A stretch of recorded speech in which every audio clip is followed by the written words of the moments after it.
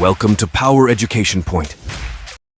Power education point channel में आप सभी का स्वागत है एक नई वीडियो में। आज के इस वीडियो में हम लोग देखेंगे यूपी बोर्ड कक्षा 12वीं के भौतिक विज्ञान के बहुत ही अति महत्वपूर्ण प्रश्न जो कि आपको 4 मार्च 2024 के पेपर में देखने को मिल सकते हैं। तो इस वीडियो को अंत तक जरूर देखिएगा। इसकी पीडीएफ हमारे Telegram channel power education point पर मिल जाएगी, ठीक है। इसी वीडियो के नीचे आपको टेलीग्राम चैनल का लिंक दिया गया, वहाँ से चैनल को ज्वाइन जरूर कर लें। तो सबसे पहला प्रश्न देखेंगे इसमें, जो कि आपका 5 नंबर का है।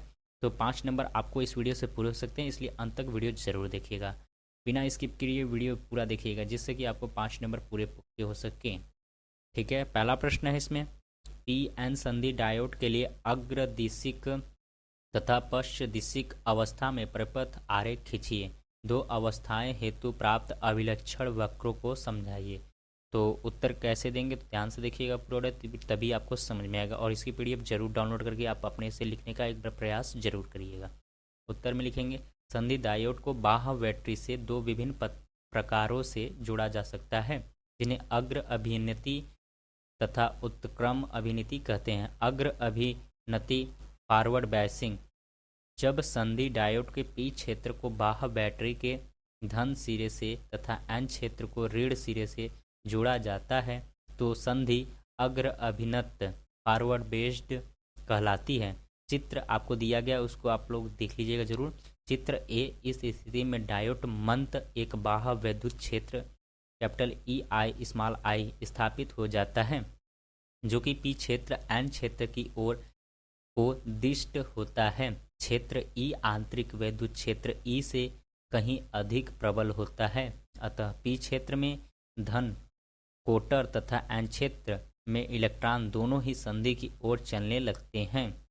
कोटर क्षेत्र ई की दिशा में तथा इलेक्ट्रॉन ई की विपरीत दिशा में चलते हैं। ये कोटर तथा इलेक्ट्रॉन संधि के समीप पहुंचकर परस्पर संयोग विलुप्त हो जाते हैं। इसके बाद लिखेंगे, प्रत्येक इलेक्ट्रॉन कोटर संयोग कॉम्बिनेशन के लिए क्षेत्र में बैटरी के धन के सिरे के समीप एक सहसंयोजक बंध टूट जाता है।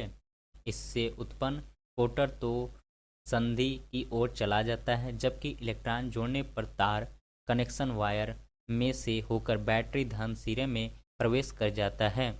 ठीक इसी समय बैटरी के ऋण सिरे एक इलेक्ट्रॉन मुक्त होकर एन क्षेत्र में प्रवेश करता है तथा संधि के समीप संयोग द्वारा विलुप्त हुए इलेक्ट्रॉन का स्थान ले लेता है।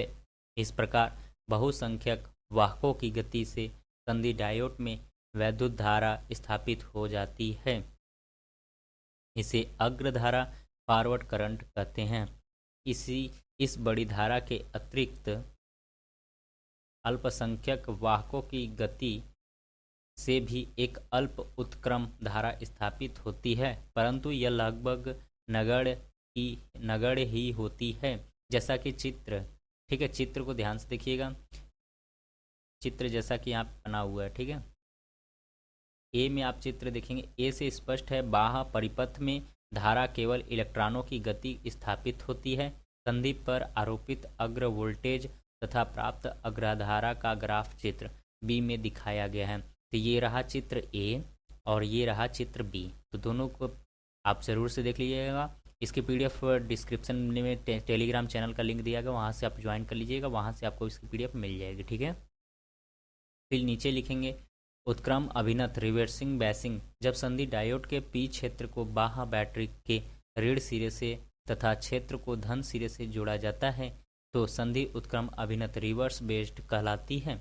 चित्र ए, इस स्थिति में बाह्य वैद्युत क्षेत्र ई एन क्षेत्र पी की ओर दिष्ट होता है तथा इस प्रकार यह आंतरिक प्राचीर क्षेत्र ई आई की सहायता करता है। अब पी क्षेत्र में कोटर तथा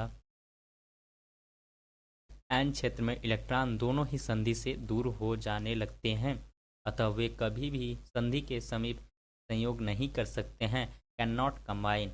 स्पष्ट है कि डायोड में बहुसंख्यक वाहकों के कारण कोई धारा नहीं होती है, ठीक है। फिगर आप लोग ए और बी जरूर देखिएगा, ठीक है। यहाँ पे भी ए है और बी है, ठीक है। परंतु जब संधि उत्क्रम अभिन्नत होती है तब संधि आर पार एक अति अल्प उत्क्रम धारा सर्वागसम कुछ माइक्रो एम्पियर बहती हैं।